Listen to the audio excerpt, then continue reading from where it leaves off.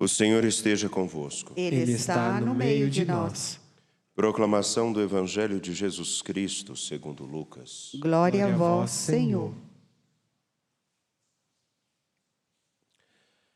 Naquele tempo, Jesus voltou para a Galiléia com a força do Espírito, e sua fama espalhou-se por toda a redondeza. Ele ensinava nas suas sinagogas e todos o elogiavam. E veio à cidade de Nazaré, onde se tinha criado. Conforme o costume, entrou na sinagoga no sábado e levantou-se para fazer a leitura. Deram-lhe o livro do profeta Isaías. Abrindo o livro, Jesus achou a passagem em que está escrito: O Espírito do Senhor está sobre mim, porque Ele me consagrou com a unção para anunciar a boa nova aos pobres. Enviou-me para proclamar a libertação aos cativos e aos cegos a recuperação da vista, para libertar os oprimidos e para proclamar um ano da graça do Senhor. Depois fechou o livro, entregou-o ao ajudante e sentou-se. Todos os que estavam na sinagoga tinham os olhos fixos nele. Então começou a dizer-lhes: Hoje se cumpriu esta passagem da Escritura que acabastes de ouvir.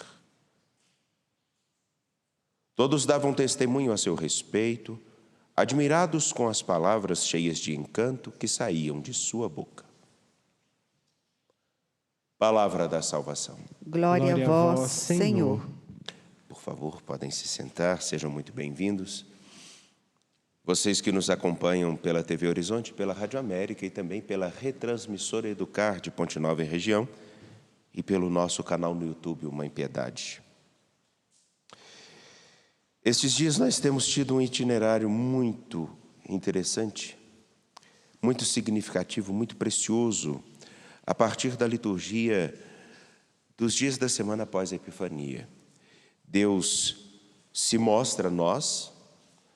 Na celebração da Epifania, celebramos isso, Deus se mostra a nós, e agora é preciso que nós entendamos como esse mostrar-se de Deus e reconhecer que Ele se mostrou a nós, que Ele caminha conosco, como isso se desdobra na nossa adesão ou não em caminhar com Ele. E muito nos ajuda a carta de São João. Temos lido a carta de São João desde o início da semana. E hoje, pouco a pouco, ele retoma no capítulo 4, versículo 19, até o 5, versículo 4, ele começa a retomar alguns pontos que ele tratou ao longo da semana para fechar o bordado, ou para ficar mais, para dar o toque final na imagem que ele quer apresentar. Ou como quem faz o crochê, tem um momento que você tem que arrematar tudo, né? Tem que fechar tudo. É isso mesmo, Gorete? Isso mesmo. Você faz as peças e depois você tem que costurar, fechar para não ter nenhum problema. Agora ele começa a fechar todo o quadro que ele apresentou na primeira carta de São João. Permitam-me retomar esses pontos. Entendendo, nós amamos a Deus porque Ele nos amou primeiro. O nosso amor a Deus é uma resposta. É isso que ele vai dizer. Quanto a nós, amamos a Deus porque Ele nos amou primeiro. O nosso amor é uma resposta. Tratamos isso. E podemos acompanhar isso ao longo da semana. Se alguém disser, eu amo a Deus, mas, no entanto, odeia o seu irmão, é mentiroso. Pois quem não ama o seu irmão a quem vê, não poderá amar a Deus a quem não vê. E aí nós retomamos o ponto dos mandamentos. Os 3 primeiros se dirigem a Deus, os outros 7 implicam na nossa convivência. Amar a Deus, desobedecendo os mandamentos, significa que um ponto em 7 pontos, pelo menos 7 pontos importantes da nossa vivência ignoram a dignidade do outro. Amar a Deus, amar ao próximo. Tudo porque se eu amo a Deus e amo a Jesus Cristo, como não amar aqueles que foram gerados por Jesus Cristo, em Jesus Cristo, na sua morte e ressurreição? Todo aquele que crê que Jesus é o Cristo nasceu de Deus. Ora, se nascemos de Deus, fomos gerados por Ele. E quem ama aquele que gerou alguém, amará também aquele que dele nasceu. Ele retoma todos os pontos simplesmente para fechar de uma maneira magistral. Os mandamentos de Deus não são pesados, pois todo aquele que nasceu de Deus vence o mundo. Esta é a vitória que venceu o mundo, a nossa fé. A nossa vitória é que em Cristo nós somos mais fortes. Em Cristo nós não fomos gerados e deixados simplesmente com um mandamento a cumprir.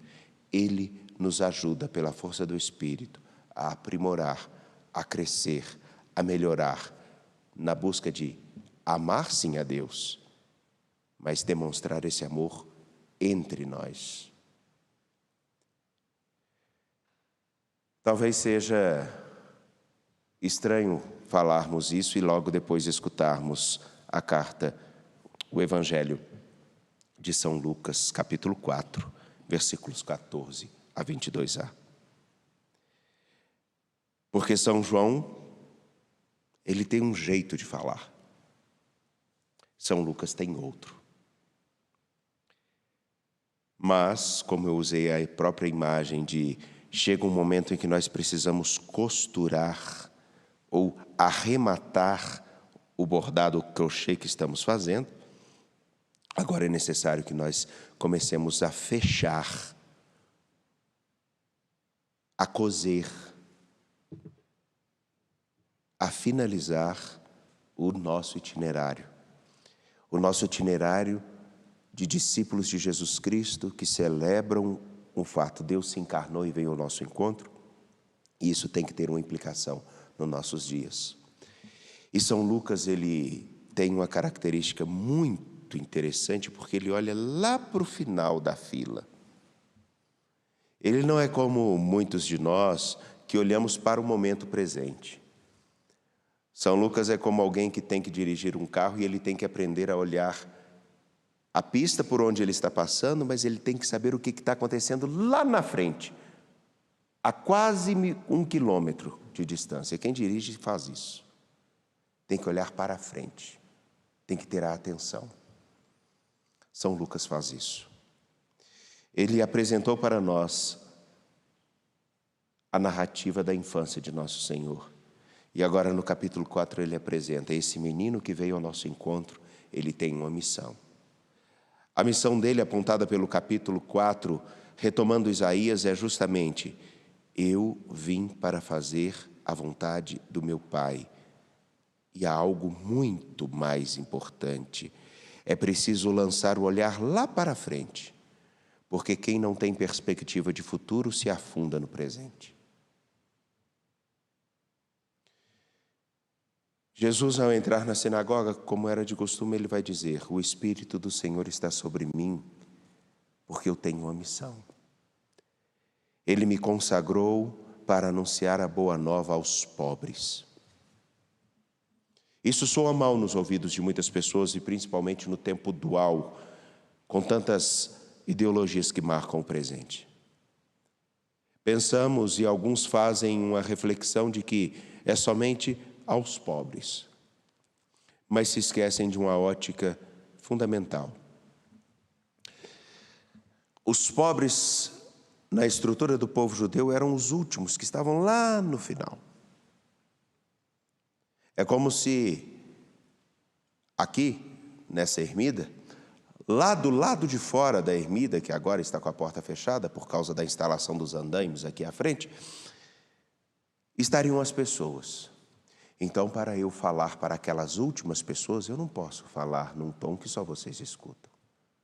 Eu tenho que falar num tom mais alto, E aí está, Jesus olha para aqueles que estão lá no final e vai dizer: eu vim anunciar a boa nova a eles.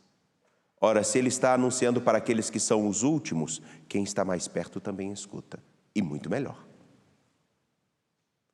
Resta saber se aqueles que estão mais perto dão atenção ao que escutam ou não.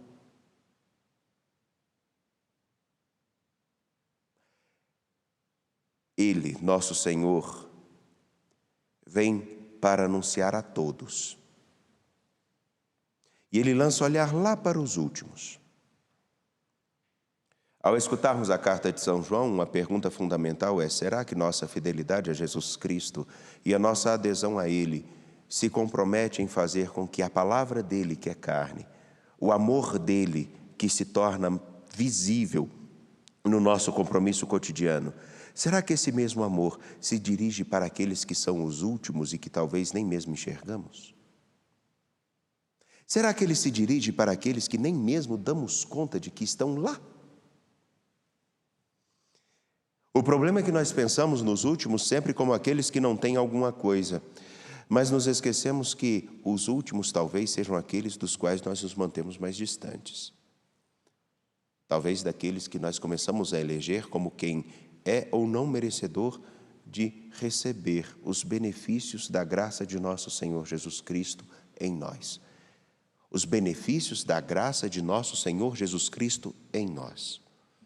Porque a graça em nós, ela tende a fazer com que nós busquemos cada vez mais a nos igualar a Ele, que é o modelo a ser seguido.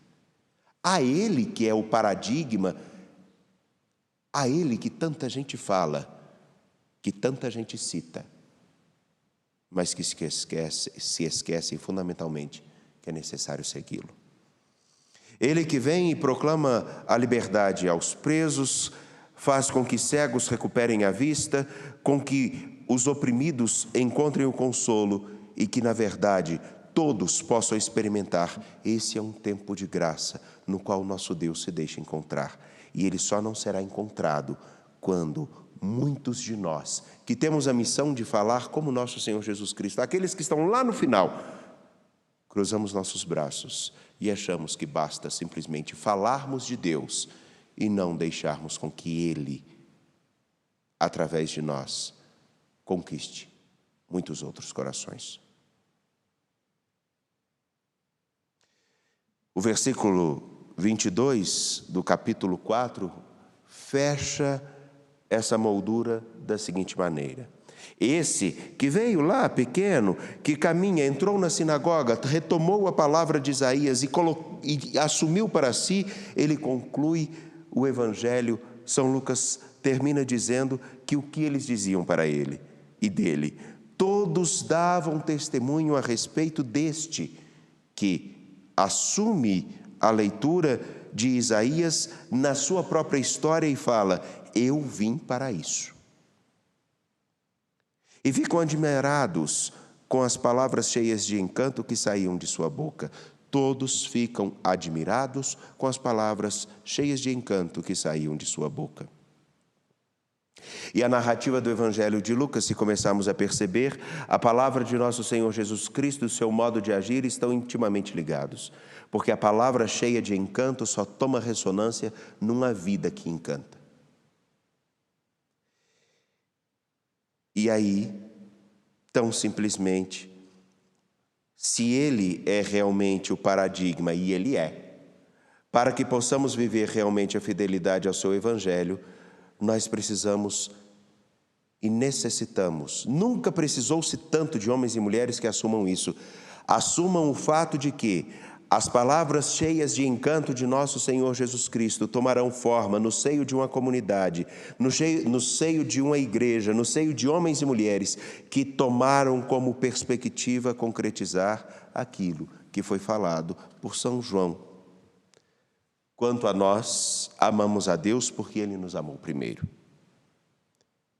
Se alguém disser, amo a Deus, mas entretanto odeia o seu irmão, é mentiroso. Pois quem não ama o seu irmão a quem vê, não poderá amar a Deus a quem não vê. As palavras cheias de encanto de nosso Senhor Jesus Cristo se dirigem a todos, inclusive aos últimos. Se escutamos com clareza, temos muita responsabilidade de fazer com que essa mesma palavra chegue até lá. De tal maneira que, se amamos a Ele, esse amor perpassará a vida que temos com aqueles que vemos. Porque a Deus mesmo, propriamente como vejo vocês, nenhum de nós viu, mas todos nós o experimentamos. Ajudemos outros a experimentá-lo também, tendo como perspectiva, se Ele é o modelo, assumamos nos aproximar desse modelo, vivendo a sua palavra. Contemos com o apoio da graça de nosso mesmo Deus, que não nos abandona nessa empreitada, e de pé apresentemos nossas preces.